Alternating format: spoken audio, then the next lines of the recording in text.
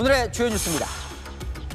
어제가 설 당일인데 오늘 연휴가 끝납니다. 이 짧은 설 연휴 마지막 날 우리 국민들 어떻게 보내고 있는지 현장 돌아봤습니다. 연휴 내내 대통령과 부동산 SNS 설전을 벌이고 있는 장동혁 국민의힘 대표 스튜디오에 초대해서 당내 상황 자세히 들어보겠습니다. 일론 머스크가 SNS에 태극기를 띄우고 우리 청년들에게 구애를 했습니다. 잠시 후 내용 전해드리겠습니다. 뉴스 시작합니다. 저는 동정민입니다. 닷새 명절 연휴가 순식간에 끝났습니다. 어제 설 당일인데 내일 출근이다 보니 오늘 귀경 인파도, 귀국 인파도 몰리면서 도로, 터미널, 공항역 모두 많이 붐볐는데요. 길지 않은 연휴다 보니까 명절 풍경도 달라진 게 있다고 합니다. 서울역 현장 연결해 보겠습니다. 자, 최대 기자, 연휴가 짧다 보니까 많이들 아쉬워하실 것 같은데요. 상황 전해주시죠. 네, 서울역에는 연휴 마지막 날 열차로 귀경하는 시민들의 도착 행렬로 종일 북적였습니다. 양손에는 고향에서 받아온 선물 꾸러미를 들고 밝은 표정이었는데요. 예년보다 짧아진 연휴를 아껴 쓰느라 성묘나 차례도 간소하게 치르거나 명절 뒤로 미룬 시민도 많았습니다. 이번 설 연휴는 조금 짧아서요. 제사를 요즘은 지내지 않고 가볍게 가족들과 맛있는 음식을 하고 서로 그렇게 나누면서 먹는. 이번 명절에는 못 가고 명절 지나서 아마 찾아뵐 예정입니다. 귀경길을 서두른 시민들 중에는 오는 주말과 연차를 붙여 여행을 떠나려고 서울역을 찾은 시민도 보였습니다. 설 연휴 끝나고 한 이틀 정도가 시간을 빼면 충분히 더 여유롭게 교통편 안 막히고 갈 수 있을 것 같아서. 오늘 인천공항으로 귀국하는 인원도 11만 3천여 명으로 연휴 중 최대치를 기록할 전망인데요. 연휴가 짧아 가까운 일본이나 동남아를 다녀오는 가족 단위 관광객이 많았습니다. 시민들이 어제부터 서둘러 귀경하면서 오늘 전국 고속도로 정체는 오후 들어 빠르게 풀리고 있습니다. 요금소 기준으로 지금 출발하면 부산에서 서울까지 4시간 30분, 광주에서 서울까지 3시간 20분으로 반대 방향 소요 시간과 비슷한 수준입니다. 수도권과 충청권에 남아있는 일부 지정체는 오늘 밤 11시를 전후로 대부분 해소될 전망입니다. 지금까지 서울역에서 전해드렸습니다. 여러분은 연휴 마지막 날 어떻게 보내셨습니까? 바쁜 일상 복귀를 준비하면서 오늘만큼은 이 휴식과 재충전의 기회로 삼는 분들 많으셨습니다. 정윤아 기자가 시민들의 연휴 마지막 날을 함께했습니다. 따스한 햇살 아래 시민들이 한가롭게 공원을 거닙니다. 닷새간의 설 연휴의 마지막 날인 오늘. 시민들은 연인, 친구와 함께하는 여유를 즐기며 재충전과 휴식의 시간을 보냈습니다.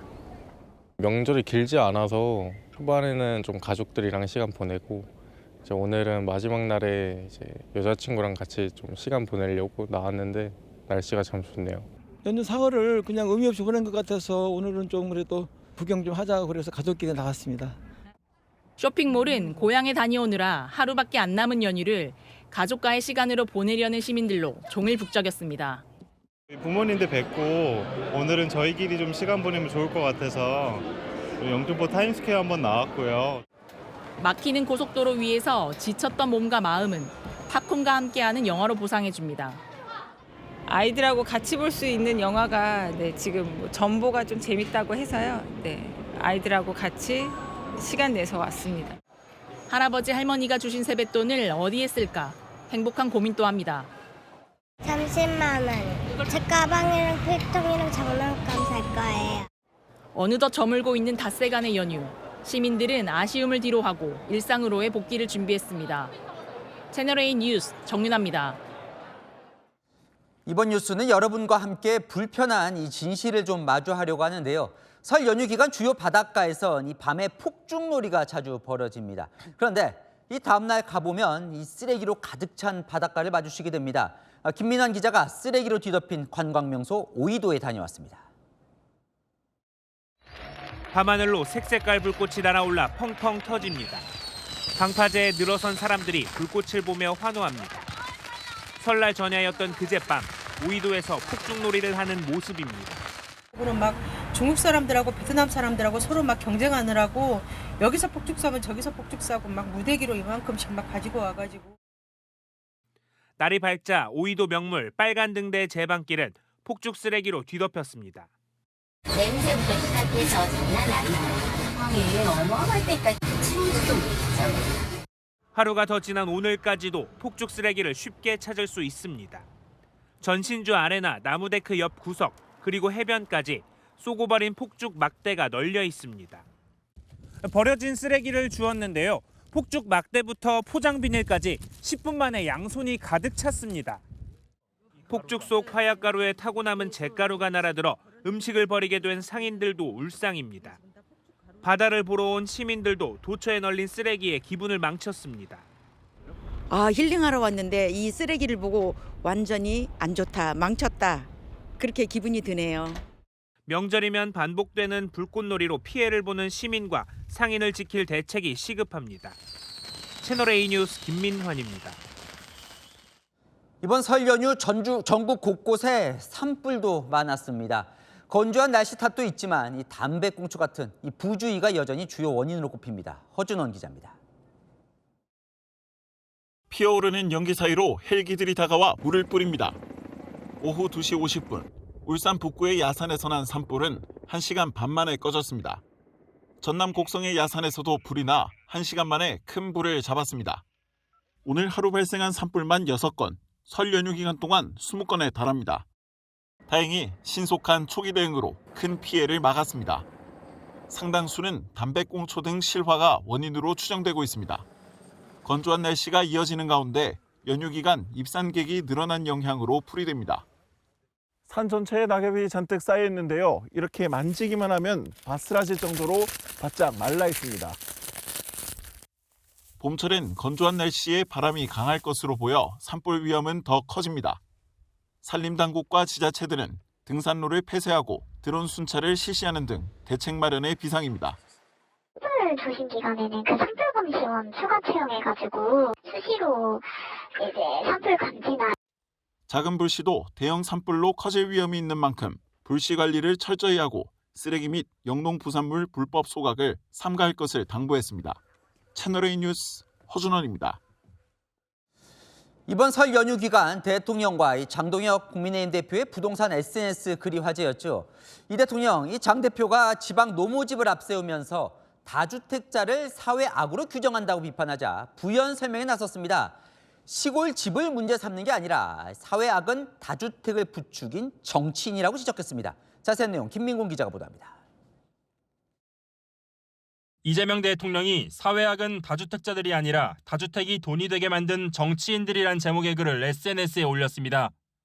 다주택이 다 문제는 아니라며 부모님 사시는 시골집, 소멸 위험 지역의 세컨하우스는 누구도 문제 삼지 않는다. 정부도 이런 집 팔라고 할 생각 추호도 없다고 했습니다. 장 대표가 노모의 시골집을 앞세워 다주택자들을 사회악으로 규정한다고 반격하자 지방 다주택자를 겨냥한 게 아니라는 설명에 나섰다는 해석입니다. 이 대통령은 나쁜 정치를 문제 삼았습니다. 투기용 다주택과 정당한 다주택을 묶어 편짜기하는 것은 선량한 다주택자들을 이용하는 나쁜 행위라며 정치가 바람직하지 않은 다주택 보유를 부담이 되도록 만들지 않고 투기를 조장했다면 문제라고 했습니다. 국민의힘은 다주택자를 마귀로 몰아붙이더니 꼬리를 내렸다고 비판했습니다. 이제와 일부는 괜찮다며 물러서고 사회악은 정치인이라며 초점을 돌린다 한들 그간 쏟아낸 말들을 주워 담을 수는 없습니다. 또 그동안 다주택자를 탓하다 정치 책임을 말하는 대통령의 자기 모순이라고도 했습니다. 채널A 뉴스 김민곤입니다. 장동혁 대표 오늘도 어김없이 대통령 글 이후에 맞불을 놨습니다. 또 노모의 얘기를 전했습니다. 50억 원짜리 아파트를 구경하겠다고 하시더라. 이 대통령 아파트를 겨냥한 듯한 메시지를 낸 건데요. 여당은 노모를 방패 삼아 감성팔이란다고 비판했습니다. 최승현 기자 모두 모시고 장동혁 대표와 이곳 스튜디오에서 이야기 나눠보겠습니다. 불효자는 웁니다. 노모집 흑백 사진을 올렸던 장동혁 국민의힘 대표. 오늘 아침 또다시 95세 노모를 SNS에 인용했습니다. 노모가 서울로 출발하는 아들 뒤에서 한 말씀 하셨다며 아들아, 날 풀리면 서울에 50억짜리 아파트 구경 가기로 했다고 전합니다. 장 대표가 어제 퇴임 후 50억 원 시세 차익이 예상되는 분당 재건축 로또를 갖고 계시지 않냐며 언급한 대통령의 분당 아파트를 재차 겨냥한 것으로 보입니다. 또 노인정은 관세와 쿠팡인가 호빵인가가 제일 핫하다는 노모말을 전하면서 대통령님의 SNS에 답하느라 명절 내내 휴대전화를 달고 있었다고 썼습니다. 국민의힘 관계자는 대통령 말에 구구절절 대응하는 것보다 노모의 한마디가 더 효과적인 반박으로 본다고 했습니다. 민주당은 불효자를 자처하면서까지 감성팔이에 나섰다고 비판했습니다. 6채 주택을 지키기 위해서 95세 노모마저 방패막이로 내세우는 모양새에 혀를 차지 않을까 생각합니다. 날 풀리면 장 대표가 보유한 6채를 구경시켜드리는 게 더 큰 효도가 되지 않겠냐며 노모 뒤에 숨지 말고 6채 다주택 어떻게 할지 답하라고 공세했습니다. 채널A 뉴스 최승현입니다. 네, 장동혁 국민의힘 대표와 이야기 나눠보겠습니다. 어서 오십시오. 예. 안녕하세요. 안녕하세요. 네, 이제 설 연휴 마지막 날인데 이번 설 연휴에 그러면 충남 보령의 노모집에 주로 계셨던 거예요? 어머님하고도 같이 있었고 보령에 아시겠지만 제가 지역구를 보령으로 옮기면서 아파트를 한 채 구입한 게 있었습니다. 그래서 지역 활동하면서는 제가 구입한 아파트에 있었고 또 차례 지내 가서는 어머니하고 계속 같이 있었습니다. 지금 노모와 만나서 나눈 얘기들이 이제 지금 SNS에 글을 올려서 화제가 되고 있는데 그 노모는 그 보령집에 언제부터 사신 거예요? 시집 오셔서 95세가 되신 지금까지 계속 살고 계십니다. 아, 그래요? 이 노모를 이 SNS 글에 인용한 이유가 있으신가요? 이재명 대통령께서 다주택자를 마기로 이렇게 몰아붙이셨는데 다주택을 가진 이유는 다양하게 있을 것입니다. 저 같은 경우는 서울에 집이 한 채 있습니다. 그리고 지역구를 옮기면서 지역에 집을 한 채 샀고요. 지금 노모가 살고 계신 시골에 주택이 있습니다. 그리고 장인어른께서 돌아가시면서 진주에 장모님께서 살고 계신 아파트를 제가 지분으로 상속을 받았고요. 장인어른께서 퇴직하시면서 임대 수익을 얻기 위해서 퇴직금으로 마련한 아파트가 있는데 그것도 상속받아서 지분으로 가지고 있습니다. 물론 그 아파트에서 나온 임대료를 가지고 지금 장모님께서 생활하고 계시고요. 그러면 결국은 5채가 다 지금 어떻게 처분할 수 있는 상황이 아니고 한 채는 제가 가족들과 살고 있고 한 채는 지금 지역구 활동을 위해서 하나 제가 산 것이고 한 채는 어머니, 한 채는 장모님이 살고 계시고요. 마지막으로 여의도에 제가 업무용으로 국회 활동을 하면서 오피스텔을 가지고 있습니다. 지금 뭐 처분을 하라고 하는데 다 지금 용도에 맞게 사용을 하고 있기 때문에 처분할 수 있는 게 없고 다주택자가 다 투기 목적으로 가지고 있거나 수도권에 다주택을 가지고 있는 것만은 아니기 때문에 다주택을 가진 이유와 여러 상황이나 이런 사정들을 살펴서 대통령께서 말씀하셔야지 모든 다주택자를 마기 취급하면서 집 가지지 못한 분들과 국민들을 그렇게 갈라치게 하는 것은 맞지 않다는 취지로 제가 그렇게 SNS에 글을 올렸었습니다. 여당은 노모를 좀 파는 거 아니냐, 오히려 불효자식이다, 뭐 이렇게 비판도 하던데요. 다주택자를 비판하면서 결국은 제가 다주택을 해결하려면 시골에 살고 계신 95세 노모를 다른 곳으로 가라고 해야 되지 않습니까? 아니면 장모님도 이제 그 아파트에서 그만 살고 나오십시오라고 해야 돼. 그런 상황이기 때문에 다주택을 가진 여러 상황들을 살피지 않고 그렇게 비판하면 저 같은 사람은 95세 노모를 지금 살고 계신 시골집에서 내쫓아야 되는 그런 상황이다. 저 같은 사람도 있는데 자꾸 그렇게 하시면 제가 결국 불효자 될 수밖에 없지 않느냐. 그렇게 반어법으로 말씀을 드린 것이었습니다. 여당은 이렇게 보는 것 같아요. 어쨌건 실거주를 안 하면 팔아야 되는 거 아니냐. 6채 한 채 놔두고는 다 팔아야 된다. 실거주 안 하면. 이런 공세인 것 같거든요. 그것이 저는 주택 정책이 잘못된 것이고 여당이 다주택을 가진 분들의 사정을 잘 모르는 겁니다.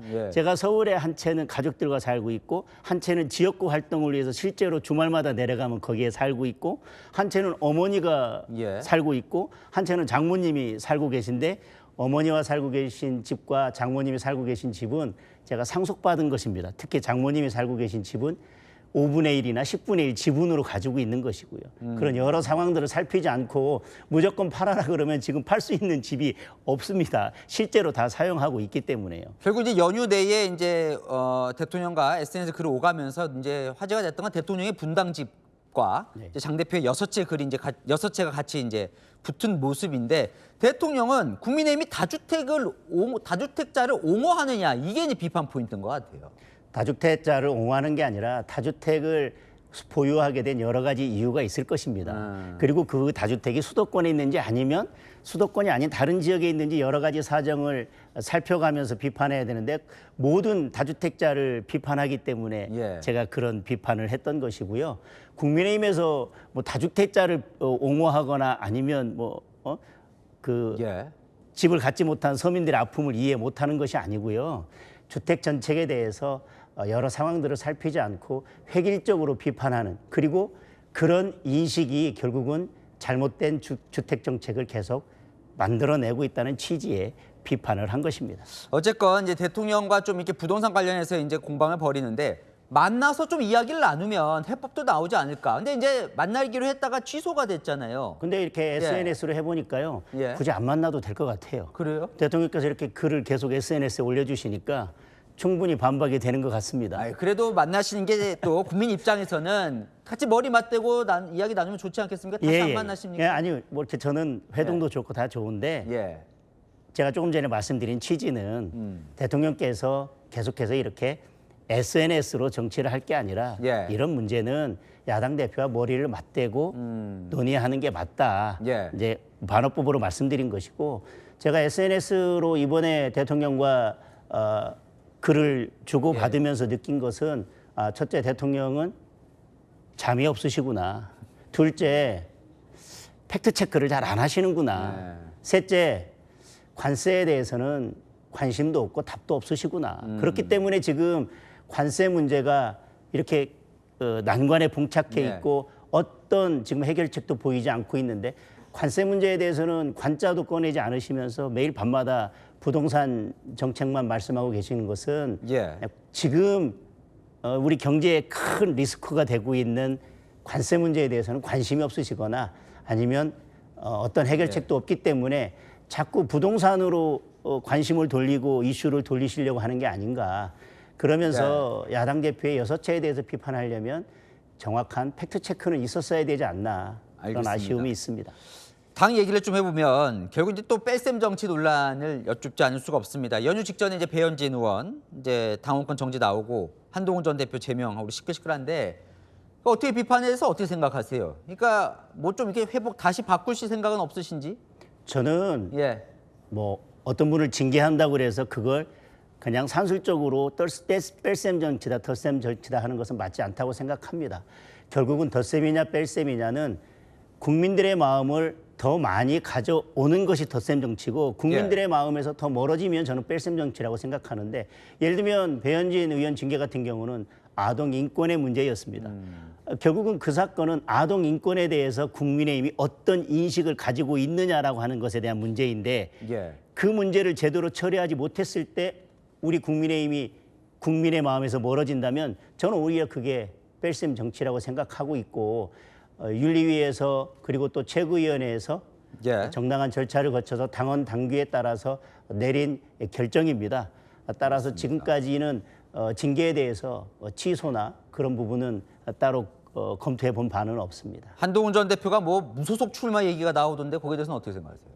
이미 이제 우리 당원이 아니기 때문에 뭐 한동훈 전 대표가 이번 지방선거에 어떤 출마를 고민하거나 앞으로 정치 행보에 대해서 여러 계획을 가지고 있는 것에 대해서 제가 말씀드릴 사안은 아니라고 생각을 합니다. 내일 이제 윤석열 전 대통령 내란죄 1심 선고인데 좀 정리된 입장을 어떻게 할지 고민을 해보겠다고 하셨어요. 연휴 기간 좀 정리가 되셨습니까 이제? 뭐 여러 고민들을 하고 있습니다. 또 선거 결과에 따라서 또 입장이 조금 다를 수도 있을 것 같고요. 지금 여러 말씀들을 주시면서 절연에 대한 말씀도 하시는데 뭐 절연에 대한 입장은 우리 당에서 여러 차례 그동안 밝혔다고 생각을 합니다. 지금 절연보다 더 중요한 것은 전환이 아닌가. 우리 국민의힘은 태도를 전환하고 그리고 이슈를 전환하는 그런 것이 필요하다고 생각합니다. 지금 우리 국민의힘에 원하는 것은 과거에 머물기보다는 정치로서의 효능감을 줄 수 있는 그리고 보수정당으로서 유능함을 보여줄 수 있는 아젠다의 전환, 그리고 과거에 잘못된 것이 있다면 거기에서 벗어나서 새로운 모습을 보여주는 태도의 전환이라고 생각합니다. 지금 중요한 것은 전환입니다.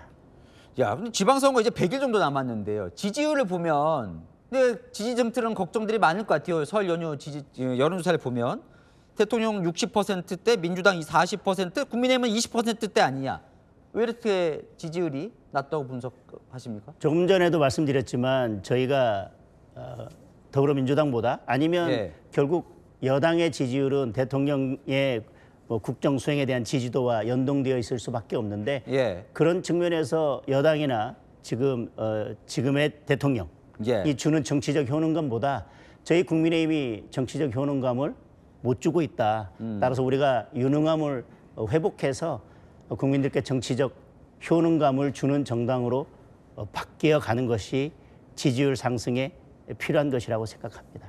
인재 얘기를 많이 하시는데 지금 이제 경기지사 같은 경우에 후보군을 보면 여론조사를 보면 이제 여러 유력 후보군들이 있는데 그 후보군들이 다 안 나온다고 합니다. 지금 나오고 있는데 어떻게 좀 출마 접촉을 좀 하십니까 이들과 아니면 좀 새로운 사람을 찾고 계신 겁니까? 지금 저희들이 이제 공천관리위원회도 이제 최종적으로 다 구성을 할 예정입니다. 위원장은 임명이 됐습니다. 그리고 인재 영입위도 띄웠습니다. 저희들이 유능한 인재도 발굴해서 영입해야 될 거고요. 외연 확장을 하면서 여러분들과 접촉을 하면서 우리가 경기도지사 후보로 어떤 분을 낼지에 대해서 이제 고민하고 후보를 찾아가야 될 시간이라고 생각합니다. 마지막 질문인데요. 지금 이제 지방 통합이 이번 선거에서 아주 중요한 부분인데 광주 전남 통합, 충남 대전 통합, 대구 경북 통합 여기에 대해서 국민의힘은 반대예요? 어떻게 되는 건가요? 오히려 행정 통합은 국민의힘이 먼저 꺼낸 아젠다입니다. 그리고 대전 충남의 통합에 대해서는 제가 특별법을 공동 발의하기까지 했습니다. 중요한 것은 이 행정 통합의 논의는 수도권 1급 체제를 극복하고 국토 균형 발전 그리고 지역 소멸과 인구 절벽의 문제를 해결하기 위한 완전히 새로운 시도입니다. 그러려면 결국은 무늬만 통합하거나 껍데기만 통합하는 것이 아니라 중앙에서 가지고 있는 여러 권한들을 지방으로 이양해서 넘겨줘서 진정한 지방 분권이 이루어지도록 하는 것인데 행정통합에 대해서 원칙적으로 찬성하지만 지금의 통합 논의는 그런 권한 이양에 대해서는 부족한 면이 있다. 그래서 그러한 권한 위임에 대한 이양에 대한 내용까지 실질적으로 채워지는 것이 더 바람직하다고 하는 것이 국민의힘의 입장입니다. 정부 여당은 2월 말까지 특별법 통과하겠다는데 그거는 아직 어떤 입장은 안 정하신 거고? 특별법 통과하기 전까지 특별법에 그런 중앙 정부의 권한 이양에 대한 내용이 최대한 많이 담기도록 국민의힘에서 더 노력하겠습니다. 알겠습니다. 오늘 말씀 여기까지 듣겠습니다. 지금까지 장동익 대표와 이야기 나눠봤습니다. 고맙습니다. 감사합니다. 정청래 민주당 대표도 인터뷰 요청을 했는데요. 언제든 모셔서 이야기 나눠보고 청와대 인사도 조만간 초청하겠습니다. 설 연휴가 끝나면서 민주당에선 치열한 선거 예선전이 시작된 모습입니다. 광역단체장 경쟁자를 공개 저격하는가 하면 대통령 지역구 보궐선거를 둘러싼 내부 경쟁도 본격화하고 있습니다. 서창우 기자가 보도합니다. 경기지사 출마를 선언한 한준호 민주당 의원이 김동연 경기지사를 직격했습니다. 대통령의 최측근인 김용전 민주연구원 부원장 북콘서트에 김 지사가 참여할 것으로 알려지자 인간적 예의가 아니다. 동지는 정치적 장식이 아니다 같은 격한 반응을 보였습니다. 한 의원은 SNS에 지난 선거 때 김동연 캠프 총괄 책임자였던 김용전 부원장을 비롯해 이재명의 사람들이 온 힘을 다했는데 당선 이후 철저히 외면당했다면서 다시 필요해지니 찾는 거냐라고 썼습니다. 대표적 친명계인 한 의원이 김 지사 견제에 나섰다는 해석입니다. 경기지사 후보 예선전엔 김 지사와 한 의원을 비롯해 민주당 전현직 의원 6명이 뛰고 있습니다. 대통령 지역구였던 인천 계양을 보궐선거도 내부 경쟁 변수가 생겼습니다. 송영길 소나무당 대표는 대통령과의 통화 사실을 알리며 20일 민주당 복당 신청을 예고했습니다. 인천 계양을 출마를 검토 중인데 대통령의 최측근 김남준 청와대 대변인의 출마가 유력한 지역입니다. 다음 주부터 지방선거 출마 예정자 면접이 시작되는 만큼 내부 경쟁은 본격적으로 불이 붙을 전망입니다. 채널A 뉴스 서창우입니다. 윤석열 전 대통령의 내란 혐의 1심 선고가 내일 생중계됩니다. 특검은 윤 전 대통령에게 사형을 구형했는데 지기현 재판부가 어떤 판단을 내릴지 주목됩니다. 송정현 기자가 보도합니다. 내일 오후 3시 서울중앙지법 417호 대법정에서 윤석열 전 대통령의 내란 우두머리 혐의 1심 선고가 내려집니다. 2024년 12월 3일 비상계엄을 선포한 지 443일 만입니다. 특검의 구형은 사형이었습니다. 피고인은 반성하지 않습니다. 양형에 참작할 사유가 없고 오히려 중한형을 정해야 합니다. 사형을 구형합니다. 내란 우두머리죄의 법정 형량은 사형이나 무기징역입니다. 변호인단은 공소기각이나 무죄를 기대하고 있습니다. 12.3 비상계엄을 국헌문란 목적의 폭동으로 인정할지가 쟁점입니다. 총알 없는 빈총 들고 하는 내란 보셨습니까? 피고인 불출석으로 걸석 선고가 이뤄진 이명박, 박근혜 전 대통령 재판과 달리 윤 전 대통령은 내일 법정에 반드시 출석한다는 게 변호인단의 설명입니다. 전직 대통령에 대한 내란죄 선고는 전두환, 노태우 전 대통령 재판에 이어 30년 만입니다. 내일 선고는 약 2시간 동안 생중계로 진행될 전망입니다. 법원과 경찰은 서울법원종합청사 차량 출입을 통제하고 차벽등을 설치해 돌발 상황에 대비하고 있습니다. 채널A 뉴스 송정현입니다. 네, 40대 남성이 길에 세워둔 화로차를 훔쳐 금은방으로 돌진했습니다. 5분 만에 귀금 속 수백만 원어치를 털어 달아났는데요. 추적을 피하려고 택시를 5번이나 갈아탔지만 그날 경찰에 붙잡혔습니다. 신선미 기자입니다. 화로차가 빠른 속도로 후진해 금은방 철문을 들이받습니다. 문이 부서진 걸 확인한 운전자가 금은방 안으로 들어갑니다. 40대 A씨는 연휴 첫날 새벽 금은방에 침입해 700만 원어치 귀금속을 훔쳤습니다. 범행에 걸린 시간은 5분도 채 안 됐습니다.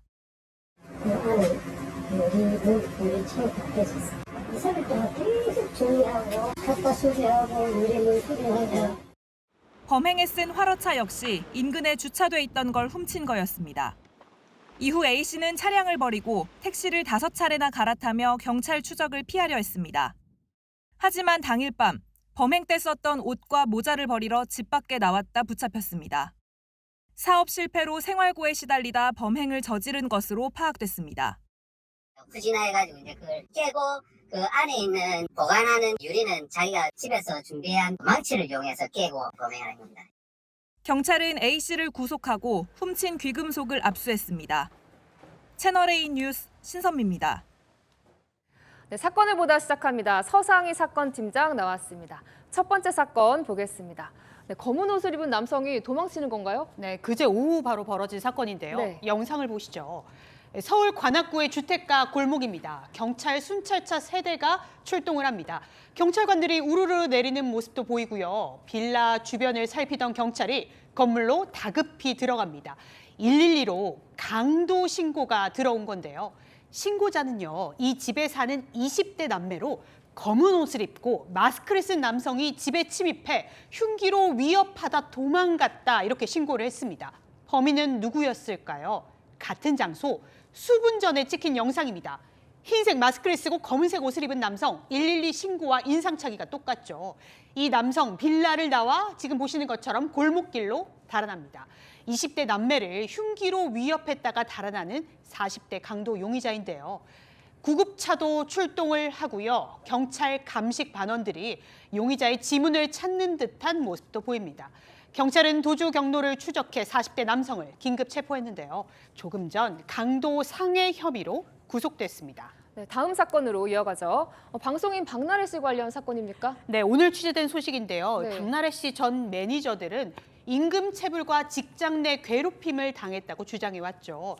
박 씨의 전 매니저들이 지난 12일 서울지방고용노동청 강남지청에 출석해 조사를 받은 사실이 채널A 취재로 파악됐습니다. 노동청 조사에서 전 매니저들은 임금체불과 일터내 괴롭힘에 대해 진술한 걸로 전해집니다. 그간 박나래 씨 측은 임금체불은 없었다 이렇게 해명해 왔습니다. 언론 인터뷰에서도 밤샘 촬영 등으로 당일 송금이 어려운 경우가 있었지만 월 단위로 정산해 입금해 왔다는 건데요. 경찰은 박 씨를 이른바 주사 의무 관련 의료법 위반 혐의로도 불러 조사할 예정인데 양측의 진실 공방이 언제쯤 가려질지 주목됩니다.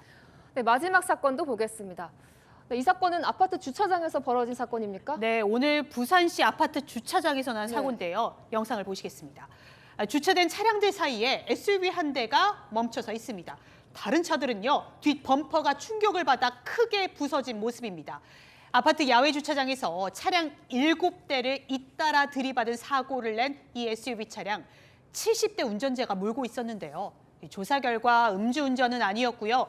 가속 페달을 브레이크로 착각해 잘못 밟았다. 이렇게 경찰에 진술한 걸로 전해집니다. 네, 잘 들었습니다. 사건을 보다 서상희 기자였습니다. 네, 다음 소식입니다. CEO 자리에서 물러난 투자의 전설 워런 버핏. 은퇴 전 마지막으로 고른 종목은 뭐였을까 궁금하죠. 오래 들고 있던 애플과 아마존을 팔고 뜻밖의 종목을 샀습니다. 김세인 기자입니다. 워런 버핏이 이끌었던 버크셔 해서웨이의 지난해 4분기 주식 보유 현황이 공개됐는데 뉴욕타임즈 주식 507만 주, 약 5천억 원어치를 새로 사들인 것으로 나타났습니다. 신문 사업에 투자한 건 2020년 이후 6년 만입니다. 버핏은 10대 신문 배달 경험부터 신문 산업에 꾸준히 관심을 가졌고 지난 2017년엔 어려운 환경 속에서도 살아남을 수 있는 건 디지털 구독 모델을 갖춘 뉴욕타임즈와 월스트리트 저널이라고 말하기도 했습니다.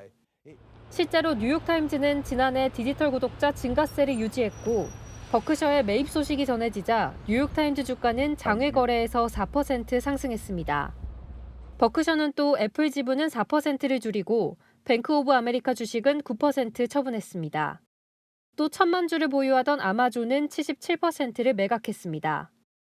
버크셔 같은 경우는 작년부터 현금 비중이 되게 높은 상태를 유지를 하고 있었어요. 방어적인 포트폴리오 쪽을 구축하는 게 전략이었던 것 같고요. 버크셔는 오는 28일 버핏 퇴임 이후 첫 주주 서한을 공개합니다. 이번 투자가 새로운 전략의 출발점일지에 시장 관심이 쏠리고 있습니다. 채널A 뉴스 김세인입니다. 네, 일론 머스크가 직접 SNS에 올린 테슬라 채용 공고입니다. 태극기 이모티콘까지 넣고 한국을 콕 집어 러브콜을 보냈습니다. 이렇게까지 한국 인재들을 모으려는 이유가 뭔지 장호림 기자가 알아봤습니다. 일론 머스크 테슬라 CEO가 테슬라 코리아가 올린 채용 공고를 자신의 SNS에 직접 공유하고 태극기 이모티콘 16개도 올렸습니다. 세계 최고 수준의 AI 칩 개발 인재를 찾는다고 써 있고 모집 직무와 지원 방법까지 상세히 담겼습니다.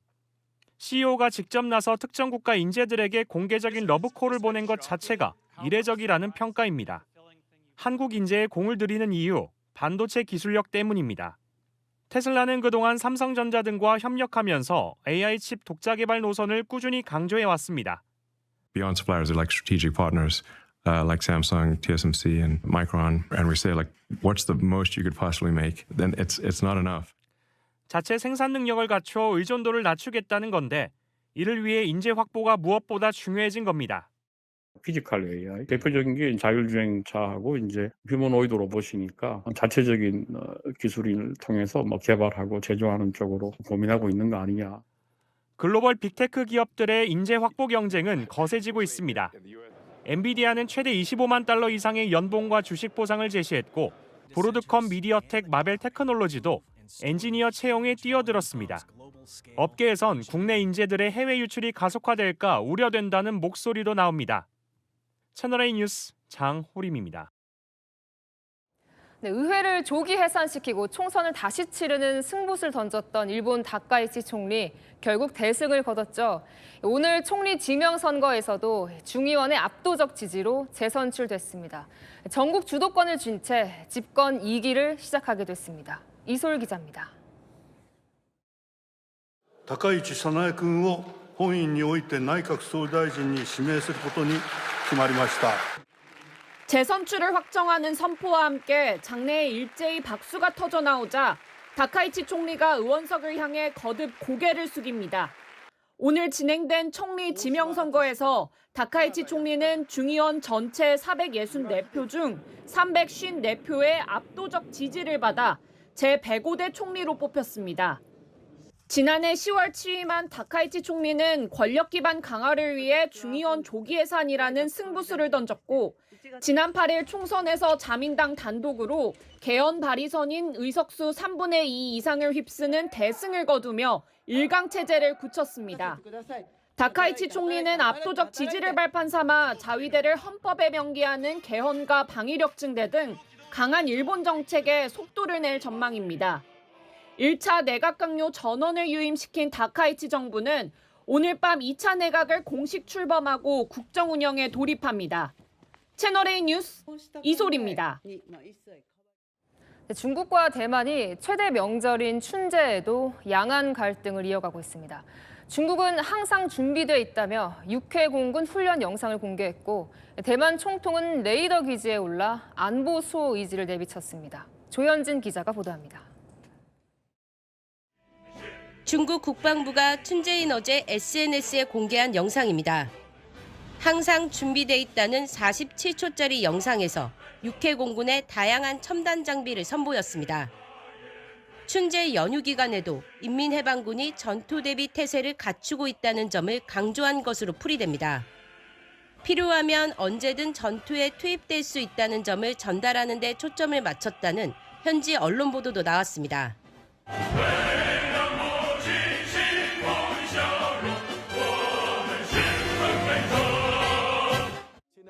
친미 독립 성향의 대만 총통은 해발 3,000m 레이더 기지서 춘제 담화를 내놨습니다.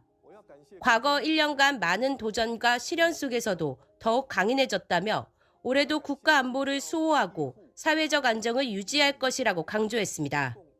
位于高达3020公尺的山顶上，我来和国军官士兵一起围炉，为他们加油打气。 해당 기지는 대만 해협의 선박 동태를 모니터링할 수 있는 거점으로 총통이 이곳에서 춘제 담화를 녹화한 건 이번이 처음입니다. 양안 갈등이 여전한 상황에서 중국 최대 명절인 춘제 기간에도 신경전이 치열해지고 있습니다. 채널A 뉴스 조현진입니다. 미국과 이란의 핵 협상 속 중동은 긴장감이 흐르고 있습니다. 이란이 호르무즈 해협을 일시 폐쇄하고 실사격 훈련까지 강행하며 미국의 군사 압박에 맞불을 놨습니다. 성혜란 기자입니다. 굉음과 함께 미사일이 하늘로 솟구칩니다. 해상 고속정과 군함에서 미사일과 포탄이 잇따라 발사되고 거대한 폭발이 이어집니다. 현지 시각 어제 이란 국영방송은 전 세계 원유의 20%가 지나는 핵심 교역로 호르무즈 해협을 수시간 동안 일시 폐쇄했다고 발표했습니다. 이번 핵협상 과정에서 이란이 해협 폐쇄 카드를 꺼낸 건 처음입니다. 앞서 미국은 항모전단 추가 배치를 예고하는 등 군사적 압박 수위를 높여왔습니다. I think they want to make a deal. I don't think they want the consequences of not making a deal. They want to make a deal. 스위스 제네바에서는 미국과 이란의 2차 핵협상이 3시간 30분 동안 이어졌습니다. It was very clear that the president has set some red lines that the Iranians are not yet willing to actually acknowledge and work through. پیشرفت خوبی نسبت به جلسه گذشته صورت گرفت. این معنیش این نیست که ما به سرعت میتونیم به توافق برسیم. 이란 최고 지도자 하메네이도 세계 최강 군대도 따귀를 맞을 수 있다며 미국의 경고장을 날렸습니다. 이란 도심에선 반정부 시위 40일을 맞아 총성이 울리는 영상이 확산되며 내부 긴장도 계속 높아지고 있습니다. 채널A 뉴스 성혜란입니다. 정부가 비행 금지 구역 설정을 포함한 9.19 남북 군사합의 복원을 선제 검토하겠다고 밝혔습니다. 정동영 통일부 장관은 오늘 기자회견에서 설 연휴 초 안보관계 장관 간담회를 통해 정부의 공식 입장을 표명하기로 결정했다며 이같이 밝혔습니다. 이번 조치는 김여정 북한 노동당 부부장이 무인기 침투 재발 방지책을 요구한 지 닷새 만에 발표됐습니다. 이번 설 연휴 기간 122만 명이 인천공항을 이용했는데요. 이렇게 북적이는 공항에서 잠깐 방심을 하면 물건 잃어버리는 경우 허다합니다. 뭘 가장 많이 잃어버릴까요? 또 잃어버렸을 때 포기하지 마시고 택배로 찾는 방법도 있다거든요. 이혜주 기자가 현장 취재했습니다. 나는 그럴 리 없어라고 믿었지만 인정할 수밖에 없습니다. 까만색 빈인데 출국 심사대 짐 검사하는 데서 놓고 갔거든요. 설 연휴를 맞아 큰맘 먹고 가는 해외여행. 마음은 출국장인데 몸은 유실물센터에 있습니다. 가방 잊어버린 게 있는데 신고 들어온 게 있는지요? 5분에 한 번꼴로 울리는 전화는 벨소리마저 애가 탑니다. 물건이 어떤 거예요? 차키요? 잠시만요. 사무실은 어느새 유실물로 가득 찹니다. 연휴 기간이나 승객이 많아지면 유실물도 조금 같이 많아지는 10에서 20% 정도. 인천공항에서 설에 가장 많이 잃어버리는 물건은 이런 스마트워치나 무선 이어폰입니다. 특히 작은 전자기기일수록 놓고 가는 경우가 많습니다. 가방과 쇼핑백, 휴대전화, 여권이 그 뒤를 잇습니다. 정신 팔리기 쉬운 화장실과 체크인 카운터는 잃어버리기 딱 좋은 곳들입니다. 너무 당황했죠. 찾아봤는데 없고 해가지고 진짜 너무 다행이에요. 얌체족들도 있습니다. 고데기나 보조 배터리 같은 기내 반입 금지 물품은 일부러 잃어버리기도 합니다. 유료 보관소 이용하기에는 비용이 드니까 이거를 이제 유실물로 처리를 하시고 입고 가실 때 찾아가신 경우. 주인 손으로 돌아가는 유실물은 반도 안 되는 상황. 경찰청 사이트에 가거나 전화 한 통이면 택배로도 찾을 수 있는데 방법을 모르니 포기하는 경우가 허다합니다. 유실물의 반환율을 높일 수 있도록 체계적인 관리와 안내가 이루어져야 합니다. 채널A 뉴스 이혜주입니다. 요즘 외국인들이 우리 김에 푹 빠져 있다는 소식 전해드렸는데요. 그러다 보니 부족해서 가격도 많이 올랐습니다. 희소식이 들어왔습니다. 김은 바다에서 나는데 이 강원 계곡에서 민물김이 자라고 있습니다. 인공 양식이 결실을 맺으면서 대량 생산에 기대감도 커지고 있습니다. 강경모 기자가 취재했습니다. 45도의 급경사면에서 거세게 물이 흘러내립니다. 경사면엔 짙은 녹색 조류들이 빼곡히 붙어 있습니다. 바다가 아닌 계곡물에서 자라는 민물김입니다. 국내에서 유일하게 삼척 소환계곡에 서식하는데 포자를 채취해 인공양식을 하는 모습입니다. 차갑고 맑은 물에서만 자라는 민물김 특성상 수온과 유석, 유량 등 까다로운 조건을 맞춰야만 양식이 가능합니다. 온도는 한 12, 14도를 유지해야 되고 유속은 초당 1m 이상이 돼야 되기 때문에 생육적 온이 한 7, 8까지가 맞아야 됩니다. 민물김은 바다김보다 칼슘과 철분이 많고 미네랄도 풍부한 것으로 알려져 있습니다.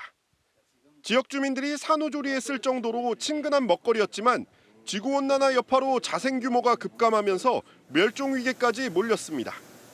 2018년부터 민물김이 양식되기 시작했는데 초기 안에 3kg에 불과했던 생산량은 지난해 43kg까지 늘었습니다. 올해는 인공배양을 한 50kg까지를 목표로 하고 있고요. 향후 5년 이내에 100kg를 목표로 해서 그 이후에는 민물김에 대한 상업화를 진행할 예정입니다. 바다김처럼 청정계곡에서 자란 민물김도 접할 날이 멀지 않았습니다. 채널A 뉴스 강경모입니다. 설 연휴 기간 고향집에 가거나 여행을 가실 때 반려동물들 애견 호텔에 많이들 맡기시죠. 그런데 찾아갈 때가 되면 연락을 끊는 주인이 많다고 합니다. 광민경 기자입니다. 인천시의 애견 호텔. 반려견 7마리가 자기 주인이 찾으러 오기만 기다리고 있습니다. 5마리는 지난달, 2마리는 열흘 전쯤 맡기고 갔는데 주인들이 연락도 끊고 찾으러 오지도 않는 겁니다.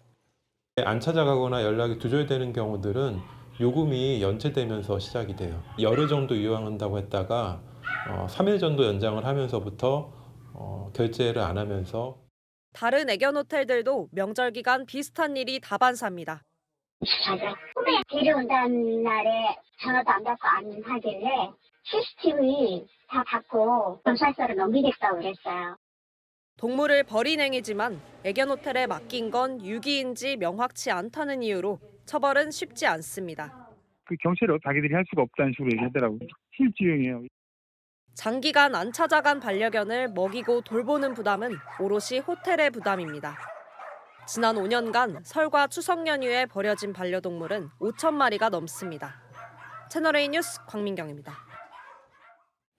네, 중국에선 명절인 춘제에 폭죽을 터뜨려 애군을 쫓고 복을 기원하는 풍습이 있는데요. 호수로 떨어졌어야 할 불꽃이 인파를 덮치는 등 곳곳에서 사고가 잇따랐습니다. 베이징 이윤상 특파원이 보도합니다. 축제 현장에서 하늘 가득 불꽃이 터집니다. 그런데 마치 폭격이라도 시작된 것처럼 불꽃들이 관객을 향해 날아듭니다. 사진 촬영 중이던 사람들은 혼비백산해 달아납니다.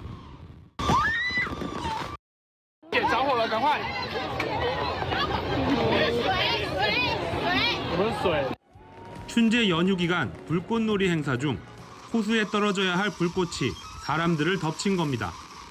대만 현지 매체는 행사 주최 측이 폭발 반경 등 안전 규정을 위반했다고 보도했습니다. 폭죽을 구입해 터뜨리다가 판매점 등 인근 건물에 불이 옮겨 붙는 사고도 끊이지 않습니다. 건물에서 연기가 피어오르고 불꽃놀이를 하는 것처럼 폭발음이 이어집니다. 폭죽을 판매하던 노점에 불이 붙은 건데 인명피해는 없었습니다. 중국인들은 춘제 때 폭죽을 터뜨리면 애군을 쫓고 새해에 복을 얻을 수 있다고 믿는데 당국은 해마다 단속에 나서지만 재산 인명피해가 잇따르고 있습니다. 베이징에서 채널A 뉴스 이윤상입니다. 네, 김치가 머지않아 미국 교실 식탁에 오르게 될까요? 뉴욕의 한 고등학교에서 현지 학생들이 직접 김치를 담그고 맛봤습니다. 입맛엔 맞았을까요? 뉴욕 조아라 특파원이 현장에 다녀왔습니다. 미국 뉴욕에서 한국어를 필수 과목으로 배우는 데모크라시 프랩 고등학교. 한국 설을 맞아 김치 담그기 행사가 열렸습니다. 학생들은 비닐 앞치마와 장갑을 낀 채 배추 속잎 사이사이에 양념을 정성스레 채워 넣습니다. 고춧가루 향이 퍼지자 학생들은 참지 못하고 직접 담근 김치를 맛봅니다. 이 학교 한국어 수업에서 좋은 성적을 거둔 학생 약 100명이 이렇게 보시는 것처럼 직접 김치를 담그며 김장 체험을 즐기고 있습니다. A mix of sweet and a bit of sour, but also kind of spicy. Yeah, I feel like the more flavoring you added, the more spicier it got. It hasn't been fermented yet, and it still tastes good. I would like to have it with like a rice, some ramen. 교실은 김치 담그기에 빠져든 학생들의 웃음소리로 가득 찼습니다. 음식은 정말 저희가 항상 옆에 같이 접할 수 있는 거잖아요. 그래서 아이들이 가장 생생하게 느끼는 한국의 문화인 것 같아요. K푸드 인기 속 김치에 대한 인지도가 높아진 가운데 미국 정부가 김치를 건강식품으로 권장하면서 관심은 더욱 커지고 있습니다. 뉴욕에서는 김치를 학교 급식 메뉴에 도입하려는 움직임도 나타나고 있습니다. We talk with the city and other school districts in New York State to see how we can get more of this healthy, delicious Korean food into our public schools. 김치가 체험을 넘어 학생들의 일상으로 자리 잡을 수 있을지 주목됩니다. 뉴욕에서 채널A 뉴스 조아라입니다. 네, 하원길 아이들을 향해 차량 한 대가 돌진했습니다. 미국의 한 어린이집 앞에서 벌어진 일인데요. 엄마의 본능적인 행동이 아이를 구했습니다. 문예빈 기자입니다. 어린이집에 나선 아이들이 앞서 걷고 엄마가 뒤따릅니다. 그 순간 SUV 한 대가 아이들 쪽으로 쏜살같이 돌진합니다. 엄마가 큰 아이를 밀쳐냈지만 작은 아이는 밀려 넘어지고 타이어에 발이 깔리며 신발이 튕겨나갑니다.